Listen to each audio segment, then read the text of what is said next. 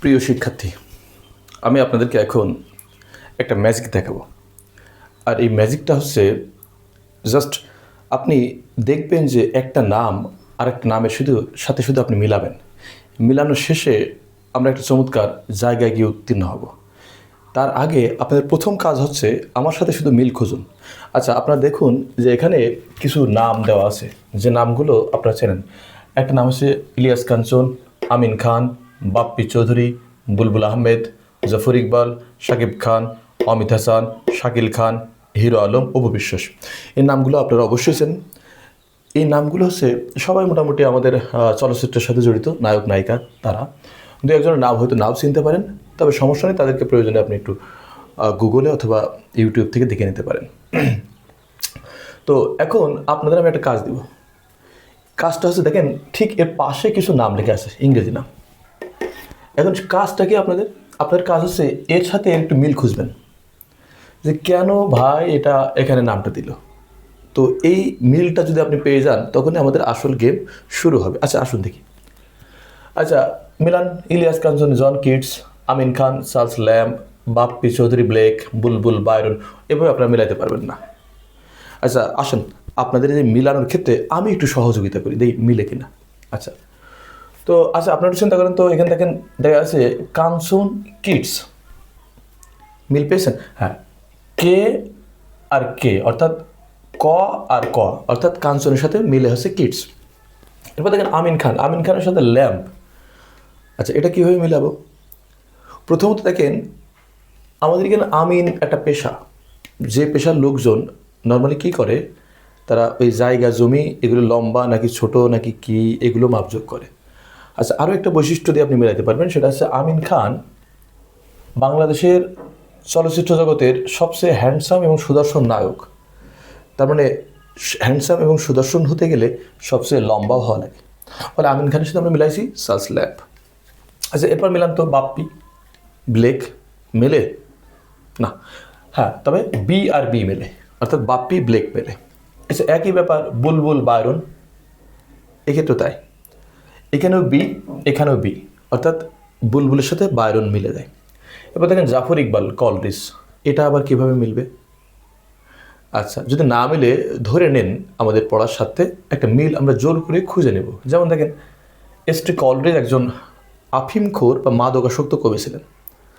আবার জাফর ইকবাল সম্পর্কে তার সহকর্মীরা বিভিন্ন সময় বলেছেন তিনি কিছুটা মাদক আর সেবনের সাথে জড়িয়ে পড়েন এবং পরবর্তীতে তার মৃত্যু হয় সেই পদ্ধতিতে। সুতরাং আমরা বলতে পারি যে জাফর ইকবালের মৃত্যু হয়েছিল কলেরা বা মাদকাসক্ততার মধ্য দিয়ে। এরপর দেখেন Milan Shakib Shelley, S S তাল বর্ষা, অমিত হাসান মিলান অ অ অমিত হাসান, শাকিল খান স্কট, হিরো আলম এইচ দিয়ে এইচ অর্থাৎ হিরো হ্যাজলিট, অপু বিশ্বাস এ দিয়ে এ অস্টিন। আচ্ছা, আপনারা কি মিল পেয়েছেন? আচ্ছা তাহলে বলুন তো কাঞ্চন কী দিয়ে মিলাইছিলাম? কাঞ্চন মানে kids, Amin Khan Lamb, Bappi Blake, Bulbul Byron, Jafar Iqbal Coleridge, Sakib S Shelley, Amit Hasan Wordsworth, Shakil Scott, Hero Alam Hazlitt, Apu Biswas John এস্টিন। আচ্ছা, এখন দেখেন তো মিল আপনারা করতে পারেন কিনা।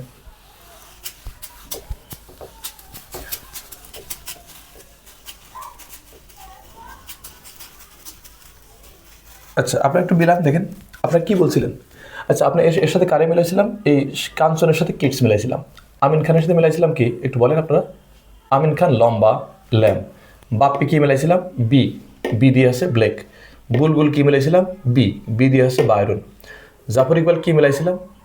জাফর ইকবাল মিলাইছিলাম তিনি মাদকাসক্ত ছিলেন, একজন মাদকাসক্ত কবি যার নাম, যিনি কলেরায় আক্রান্ত হয়ে মারা যান, বুঝার সাথে বললাম, তো তার সাথে মিলাইছি অর্থাৎ কলরিস। শাকিব খান মিলাইছিলাম শেলির সাথে। অমিত হাসানকে মিলিয়েছি আমরা ওয়া দিয়ে ওয়াটসথের সাথে। শাকিল দিয়ে আমরা এস দিয়ে মিলাইছি স্কটের সাথে। হিরো আলমকে আমরা এইচ দিয়ে মিলাইছি হ্যাজলিটের সাথে। অপু বিশ্বাসকে আমরা এ দিয়ে মিলাইছি অস্টিনের সাথে। আচ্ছা, আপনারা কি মিল করতে পেরেছেন? যদি মিল করতে পারেন তাহলেই আমি আপনাদেরকে একটা কথা বলবো। আচ্ছা, আপনি একটু ভাবেন তো দেখি, বলেন তো দেখি ব্লেক কে ছিল?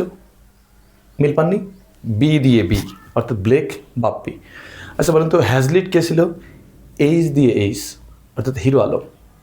তার মানে আমরা এই ইংরেজিটা এখন দেখেন বাংলার সাথে মিলে যায়। কাঞ্চন কে ছিল বলেন তো? কিডস। আচ্ছা বলেন তো অপু বিশ্বাস কে ছিল? অস্টিন। তো এখন আপনাদেরকে আমি যে বুদ্ধিটা দেব বা যে কথাটা বলবো আপনারা একটু মনোযোগ দিয়ে শুনবেন। আচ্ছা এখানে দেখেন তো যে নামগুলো আছে এরা সবাই নায়ক না, নায়ক বা নায়িকা না। আচ্ছা বলেন দিন এই প্রকাশ্যে রোমান্টিক আচরণ করতে পারে কারা? অবশ্যই এই নায়ক নায়িকারা। আচ্ছা তাহলে এখন কি আমরা বলতে পারি না যে ইলিয়াস কাঞ্চন, আমিন খান বা যারা এখানে না যাদের নাম লেখা আছে তারা সবাই রোমান্টিক? আচ্ছা তাই যদি হয়, যদি আমিন খান যদি রোমান্টিক হয় তাহলে বলেন তো আমিন খানের সাথে কার নাম ছিল? Charles lamb. আচ্ছা তাহলে চার্লস ল্যাম্ব কি ছিল? চার্লস ল্যাম্ব কোন যুগের কবি? আপনি যখন একা একা ভাববেন আচ্ছা চার্লস ল্যাম্ব কোন যুগের কবি, আপনার দেখবেন মাথায় আসবে হ্যাঁ অমুক টিউটোরিয়ালে আমি দেখছিলাম যে ল্যাম্ব মানে আমিন খান, আর আমিন খান মানে হচ্ছে রোমান্টিক। আচ্ছা যদি আপনার কাছে আবার কোশ্চেন আসে, আচ্ছা বলেন তো শেলি কোন যুগের কবি? আপনি তখন ভাববেন শেলি হচ্ছে কার সাথে মিলাইছিলাম? শেলি হচ্ছে শাকিব খান। আচ্ছা সাকিব, সাকিব তো রোমান্টিক।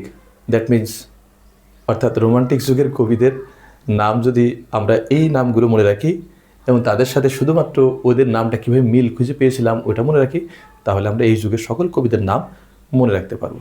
ঠিক একই প্রক্রিয়ায় আমরা যদি এ পাশে দেখি আর একটা যুগ, তাহলে আমরা এই এই এই যে যে যুগটা দেখলাম এরা কোন যুগের? রোমান্টিক। আচ্ছা রোমান্টিক। আচ্ছা দেখুন সরি এখানে কি দেখো এখানেও একটু মেলান তো দেখি ভাই পারেন কিনা। দেখেন M Milton, Mashrafe Milton, Shakib S Swift, Tamim Johnson, মেলে না তো? আচ্ছা না মিললে আমার কাছে জিজ্ঞেস করুন। আচ্ছা ধরুন এখানে যারা আছেন সবাই ক্রিকেটার, সবাই গরিব ঘরের সন্তান, বাট এই তামিম ইকবাল একমাত্র ধনী ঘরের সন্তান, তাই সে ছোটোবেলায় জন্মের পরপরই সবাই তেল ব্যবহার করলেও তামিম ইকবাল একমাত্র যিনি জনসন লোশন ব্যবহার করেছেন। অর্থাৎ তামিম ইকবাল সাথে আমরা মিলাইছি জনসন রে। মুশফিক পোপ, এটাও মেলানো তো কঠিন।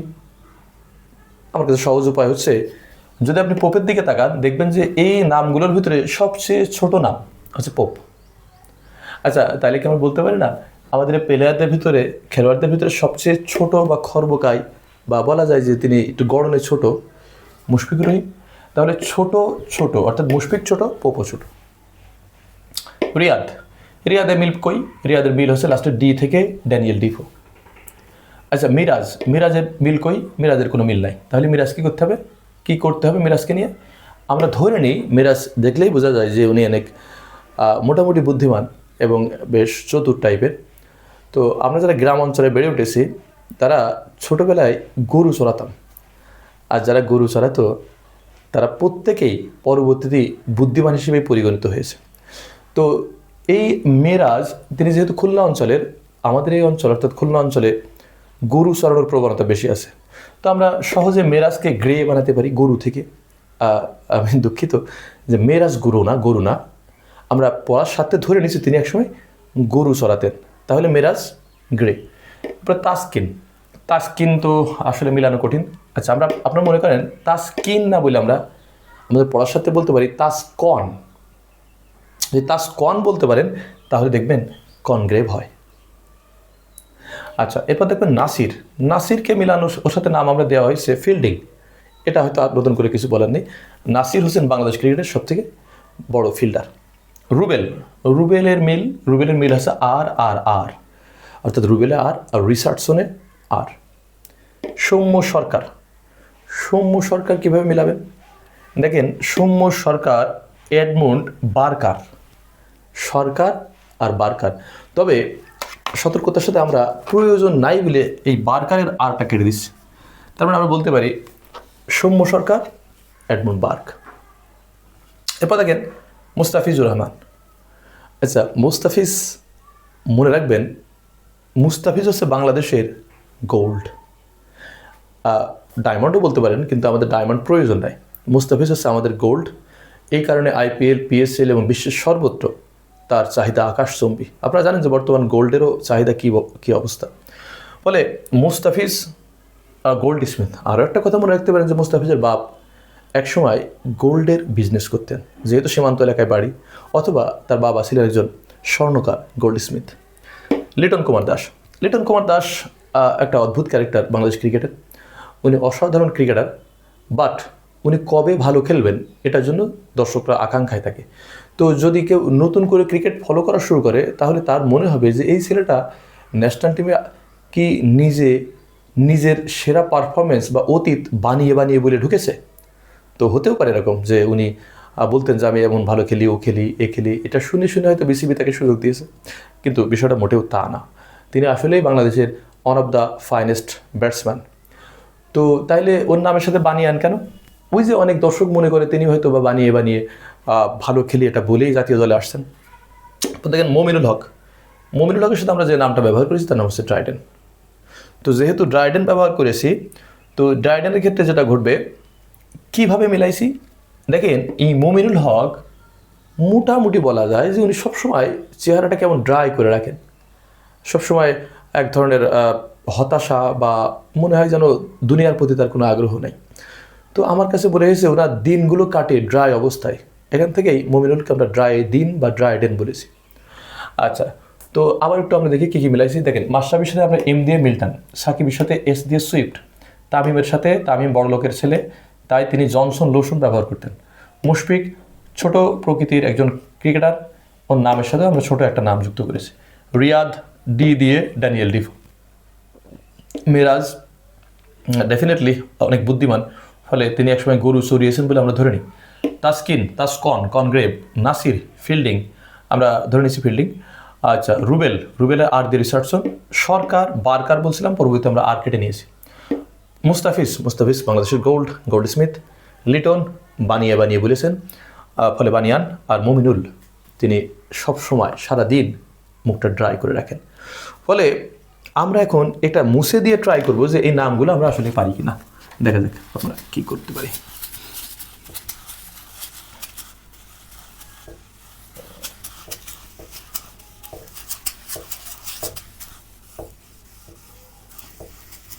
আচ্ছা, মুছার পর আমরা দেখতে পাই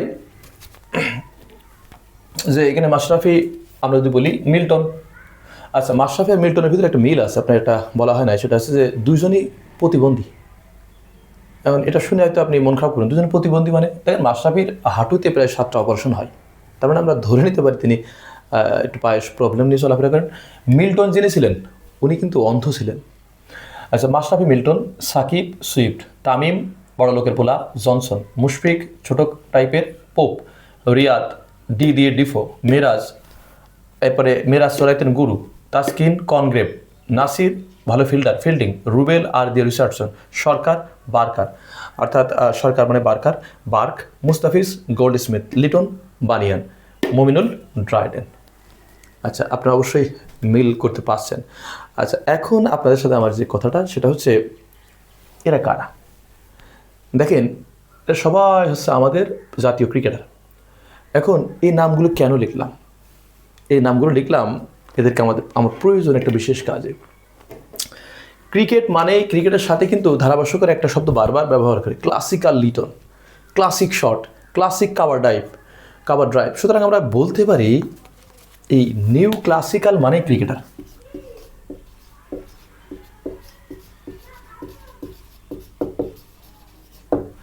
আচ্ছা, এখন আপনাদের কাছে আমার প্রশ্ন, আচ্ছা আপনারা একটু বলেন তো যে উইলিয়াম হ্যাজলিট কার সাথে মিলছিল?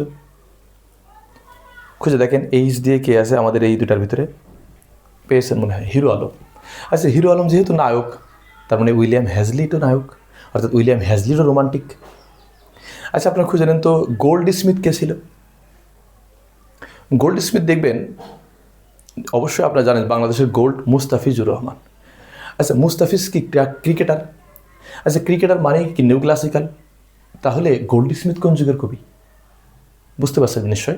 আচ্ছা বলেন তো জনসন কে ছিলেন? জনসন তো একটা লোশনের নাম, আপনারা জানেন যে কেউ এটা মাখতে পারেনি, আপনি ধরতে পেরেছেন, তামিম ইকবাল। আচ্ছা বলেন তো, চার্লস ল্যাম্ব কোন যুগের কবি? বাংলাটা চিন্তা করুন, দেখবেন পেরে গেছেন। আমিন খান। তো আমিন খান যেহেতু রোমান্টিক, রোমান্টিক যুগের কবি। আচ্ছা আপনারা আরও চিন্তা করেন তো যে এডমুন্ড বার্ক, এই বার্ক কোন যুগের কবি? ভাবেন, বার্কের সাথে কার মিল? দেখবেন পারবেন, সৌম্য সরকার। সৌম্য ক্রিকেটার, নিউ ক্লাসিক্যাল, অথবা ক্রিকেটারের ক দিয়ে ক্লাসিক্যাল মনে রাখতে পারেন। আচ্ছা তারপরে বলেন তো আলেকজান্ডার পোপ, পোপ কে ছিল? নামটা খুব ছোট, বুঝতে পারছেন নিশ্চয়ই, মুশফিকুর রহিম, ক্রিকেটার। আচ্ছা বলেন তো দেখি পি.বি. শেলি, এই শেলি এস দিয়ে কার নামের সাথে মিলাইছিলাম? শাকিব খান। তো রোমান্টিক। সুতরাং আপনারা সহজেই বুঝতে পারছেন যে রোমান্টিক এবং দুটা যুগের বিষয়ে আমরা আলোচনা করেছি, রোমান্টিক এবং নিউ ক্লাসিক্যাল। এই নামগুলো যদি আপনি মনে রাখতে পারেন, আশা করা যায় আপনি যতদিন বেঁচে আছেন, এদের নাম যতদিন আপনার মাথায় থাকবে, ততদিন পর্যন্ত আপনি নিউ ক্লাসিক্যাল এবং রোমান্টিক যুগের কবিদের নাম ভুলতে পারবেন না। তো আশা করি টিউটোরিয়ালটা যারা ইংরেজি সাহিত্য আছেন, যারা বিভিন্ন জব সিকার আছেন, বিভিন্ন কম্পিটিটিভ পরীক্ষায় যাইতে চাচ্ছেন, তাদের জন্য এটা খুবই গুরুত্বপূর্ণ ক্লাস। কারণ দীর্ঘ আমার অভিজ্ঞতাতে দেখতে পেয়েছি যে বিভিন্ন যুগের কবিদের নাম মনে রাখা মোটেও সহজ কাজ নয়। তো ধন্যবাদ সবাইকে, আশা করি টিউটোরিয়ালটা আপনাদের জন্য অনেক উপকার হবে।